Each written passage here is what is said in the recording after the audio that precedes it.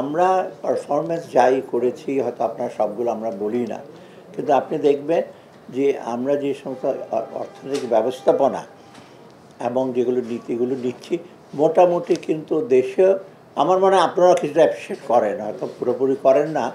আপনার গ্লাসের অর্ধেকটা দেখেন আর বলে অর্ধেকটা পানি থাকলে আরও ভালো হতো, উইচ ইজ ট্রু।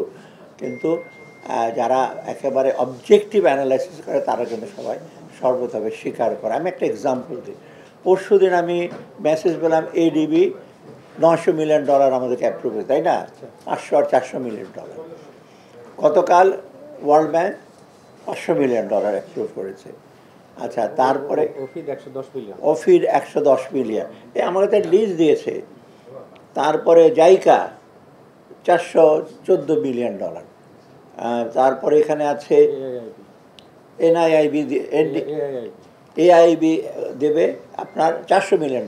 যাক, ইতিমধ্যে এটা কিন্তু জাস্ট একেবারে হাল নাগাদ খবর যে অর্থায়নটা যেটা এসছে মেইনলি এটা বাজেট সাপোর্ট আসছে, সেটা প্রায় 2.3 বিলিয়ন ডলার। যাই হোক, আমি ব্র্যাক করছি না, আমি খুব ইসে করছি না, অহংকার বলছি এটা হচ্ছে, এটা হলো প্রুফ যে আমাদের পারফরম্যান্স সবার সম্মিলিত, ব্যবসায়ী বলুন, ইন্ডিভিজুয়াল বলুন, অত্যন্ত সন্তোষজনক না হলে এটা আশ্বস্ত না। তারপরে এর আগে কিন্তু প্রকল্প সাপোর্ট আছে। সব মশার বিরুদ্ধে সুরক্ষা দিতে এলো বসুন্ধরা এক্সট্রিম অ্যারোসল, মশার বিরুদ্ধে এক্সট্রিম সুরক্ষা। প্রকল্পগুলো আবার ফোর্থকামিং, ওটা আসতেছে প্রকল্প, একটা বিরাট লিস্ট দিয়ে আমার কাছে যাও, সেখানে আসবে প্রায় 5.1 বিলিয়ন ডলার প্রকল্প বিভিন্ন সময়। সেটা বড় কথা না যে আমরা হল কি খুব খারাপ ম্যানেজ করলে বা আমাদের উপর যদি কনফিডেন্স না থাকে, ডেফিনেটলি বাইরের যারা সংস্থা তারা করতো না। এখন প্রশ্ন হয়তো আপনারা অনেক সময় লিখবেন, অনেক অর্থনীতিবিদ আছে তো বলো এই দেশ দেনায় জর্জরিত হচ্ছে, দেনায়। আমরা এইটা লক্ষ্য করছি যে আমরা খুব বেশি দেনা না করি এবং সেটার জন্য আমরা ডেট সাস্টেনেবিলিটি, বাংলাদেশ কিন্তু ডিফল্ট হয় না একবারও, এটা কিন্তু আমাদের একটা গর্বের বিষয়।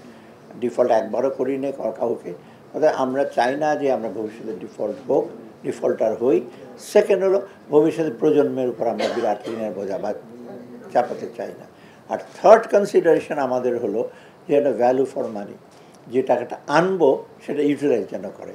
এই 5 টাকা দিয়ে আনবো, 2 টাকা ইউজ করবেন আর 3 টাকা চলে যাবে অন্যখানে, তবে আপনি ইসে করতে পারবেন না, কী জানি বলে, শোধ দিতে পারবেন। ব্যাংকে যেটা হয় 10 কোটি টাকা নিলেন, 3 কোটিতে 6 কোটি টাকা গুলশান একটা বাড়ি কিনলেন, 4 কোটিতে ইন্ডাস্ট্রিতে লাগাবেন, ডিফল্ট করেন। এটা আমি অনেক জানি, আমার পার্সোনাল অনেক জানাশোনার লোক আছে, বাড়ির পর্দার পেছনে খরচ করছে 15 লক্ষ টাকা, এটা ব্যাংক থেকে দিয়েছে লোন।